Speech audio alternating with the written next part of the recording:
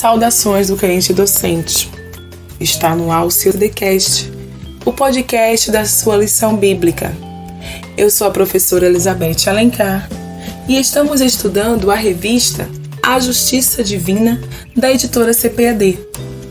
E hoje teremos a aula da lição de número 12, que tem por título Imersos no Espírito dos Últimos Dias. Gostaria de pedir a você que nos acompanha nesse momento que divulgue o trabalho realizado pelo crente docente. E para isso, se inscreva no nosso canal, deixe o seu like e acione o sininho para ficar por dentro das nossas novidades. Primeiramente, eu quero agradecer a Deus e a todo o corpo do crente docente pela rica oportunidade. Iniciando a nossa lição, que tem como texto áureo João 7,38, que diz assim: quem crê em mim, como diz a Escritura, rios de água viva correrão do seu ventre. Isso significa que o rio da água da vida, que representa o fluir do Espírito Santo, ele passa pelo meio do povo de Deus. E o nosso texto base encontra-se em Ezequiel 47, do 1 ao 13. O capítulo 47 de Ezequiel, ele é dividido em 3 partes. Do versículo 1 ao 6, ele vai tratar das águas do templo. Do versículo 7 ao 12, vai tratar das águas que produzem abundância. E do versículo 13 ao 23, trata da divisão das tribos de Israel. Mas a lição de hoje, Imersos no Espírito dos Últimos Dias, vai tratar apenas dos 12 primeiros versículos. A lição, ela traz 3 objetivos. O primeiro objetivo fala sobre o aspecto escatológico. O segundo vai falar sobre a implicação pneumatológica. O terceiro vai falar sobre o contexto geológico do Vale do Mar Morto. Dentro do primeiro objetivo, temos 3 pontos muito interessantes. O primeiro ponto fala sobre a nascente do rio, que é quando essas águas elas fluem da porta da entrada da casa, passando pelo limiar do santuário. O terceiro ponto fala sobre o guia celestial, a porta do Oriente interior que estava fechada e também sobre a porta do Oriente exterior. Diante disso, o Senhor ele teve que guiar. Na verdade, o Senhor foi o guia que os levou para fora dos átrios, interior e exterior. Podemos ver aqui que em alguns momentos as pessoas elas ficam perdidas.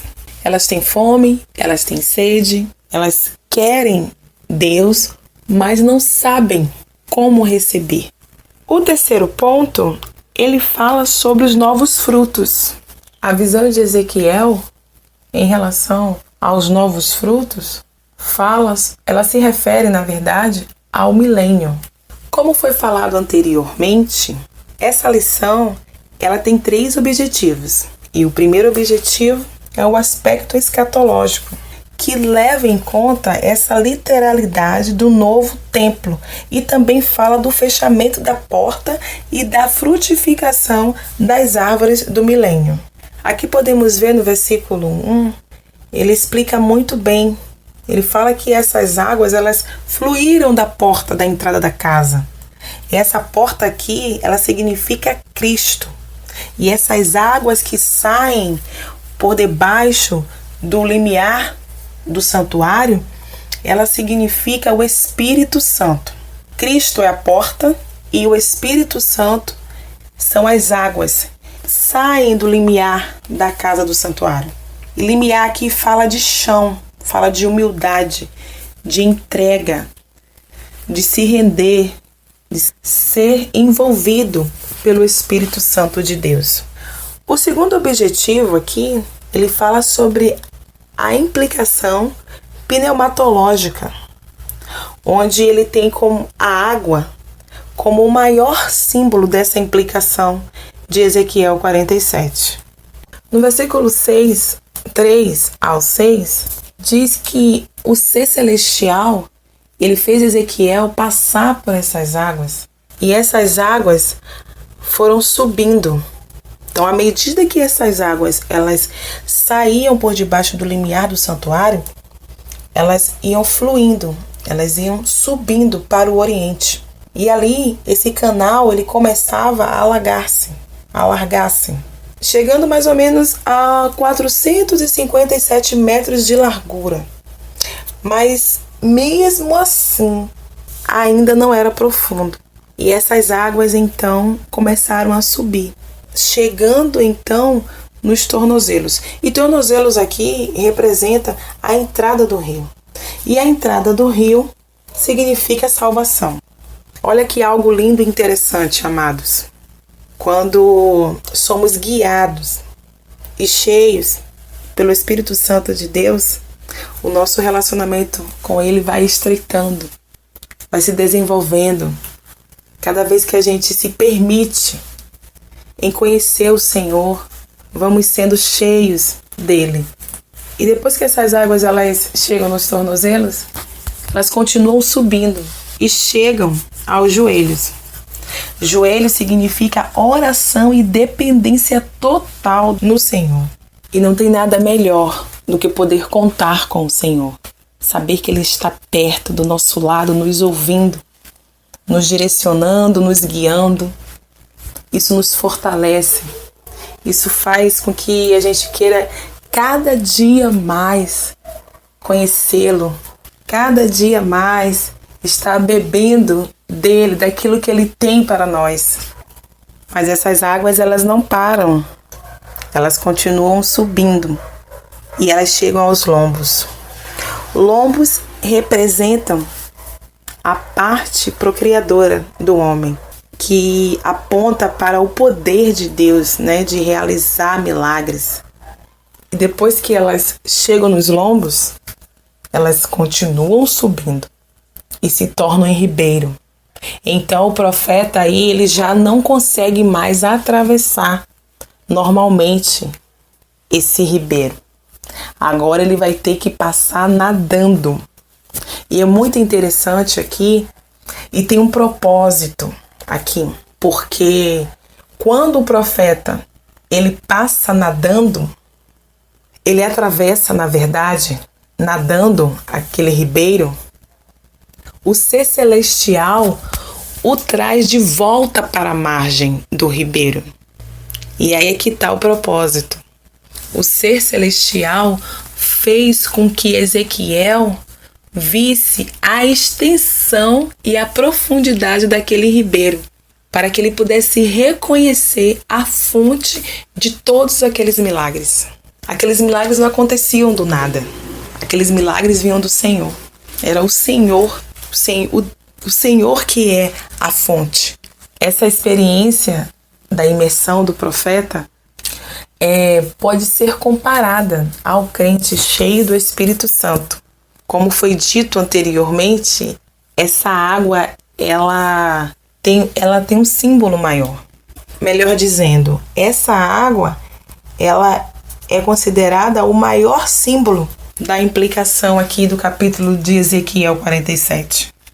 O Espírito Santo ele é ilustrado como água, porque assim como a água ela é indispensável a qualquer ser vivo, da mesma maneira o Espírito Santo ele é indispensável à vida do crente, porque a água ela refresca, ela refrigera, ela dá uma sensação de tranquilidade, bem-estar. E o Espírito Santo também. O Espírito Santo ele cura, ele liberta, ele transforma, ele dá paz, aquela paz que vem de dentro para fora, não uma paz passageira, não uma paz de ilusão, de momento, mas uma paz de certeza, de gozo do Senhor. É isso que o Espírito Santo realiza na vida do crente. E também não pode esquecer que Cristo ele é a fonte de água viva.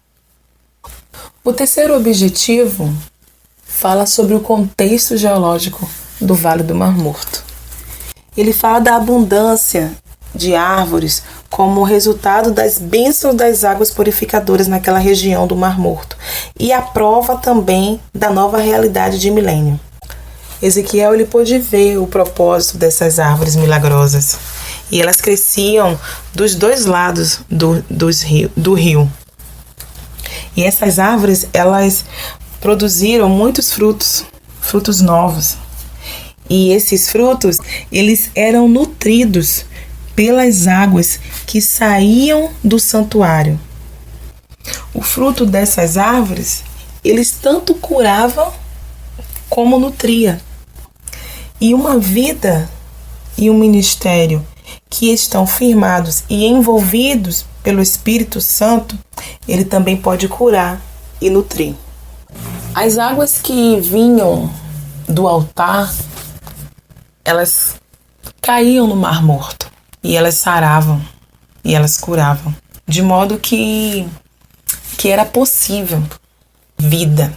E esta é uma das características, da água que flui do templo de Deus. Ela dá vida, ela renova, ela põe de pé, ela dá esperança, ela cura, ela liberta. Sabemos que o poder de Deus ele pode transformar. E não importa o que aconteceu no passado. O Senhor ele nos dá nova chance. O Senhor ele é misericordioso. Todo dia tem uma misericórdia nova. O Senhor nos dá uma nova chance de poder se permitir nele, se quebrantar, se arrepender, voltar no início, no primeiro amor. Mesmo que você esteja sem esperança, confuso, com medo, se sentindo triste, saiba que o poder de Deus, ele pode mudar, sarar, nutrir, limpar. Caminhando para a conclusão, a imersão de Ezequiel nessas águas, ela foi comparada, ou melhor dizendo, pode ser comparada ao crente cheio do Espírito Santo, como foi falado aqui algumas vezes anteriormente. O Espírito Santo, ele é a terceira pessoa da Trindade, ou seja, ele é uma pessoa. Em Atos 2, versículo 4, diz que todos foram cheios do Espírito Santo. E ser cheio do Espírito Santo é uma expressão que indica estar nos domínios do Espírito Santo de Deus. E à medida que você se permite ser cheio do Espírito Santo, o seu relacionamento com Deus vai crescendo, vai aumentando, até você estar totalmente envolvido por Ele. Vimos que as águas, elas saram, curam, nutrem. E algo muito interessante sobre a visão de Ezequiel das águas do rio que saíam por debaixo do umbral é que essas águas, elas também eram terapêuticas. Olha que interessante, somente o Espírito Santo pode fazer isso. E para finalizar, não podemos esquecer que as águas que fluíram da porta da entrada da casa é o Espírito Santo. E essa porta é Cristo. Cristo é a porta e as águas é o Espírito Santo. E Jesus Cristo é a fonte de água viva. Que Deus nos abençoe grandemente. Quero agradecer a você que ficou aqui até esse momento e também te convidar à página do Crente Docente no Instagram, no Facebook pelo endereço facebook.com/Crente Docente e ativar as notificações no canal do Crente Docente no YouTube. Que Deus te abençoe e até a próxima.